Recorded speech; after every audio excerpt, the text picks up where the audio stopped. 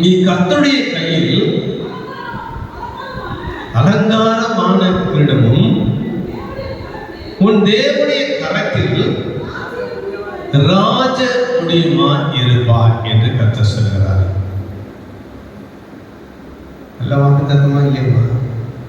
மூஞ்செல்லாம் சோகமா இருக்குது.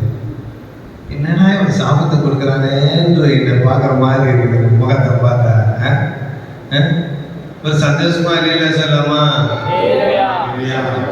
என்ன பண்ணா வெளியேற பொருட்களை ஆண்டவருக்கு கொடுத்தது மாத்திரமல்ல, என்ன பண்ணா தாழ்மையாக பண்ணிட்டாங்க. அல்லேலூயா. கடவுளை தட்டி தேவனை மகிமைப்படுத்து. உங்களை பார்க்கிறவங்களுடைய எடை என்ன பண்ணோம்? இது 5 ரூபாய் தான் தாங்க, இது 1000 ரூபாய் தான் தாங்கன்னு சொல்லுவாங்க. ஆனா இதோட ஒரிஜினாலிட்டி, அந்த ஒரிஜினாலிட்டி தான் தெரியும். ஆமே.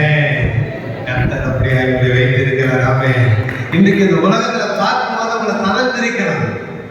இது குப்பையில போடக்கூடியது, இது மார்வடியில் வச்சாலே இது ஒன்றும் புரோஜனம் நினைக்கலாம்.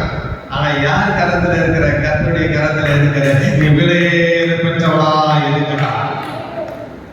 இது மகிமையுள்ள கிரீடம்.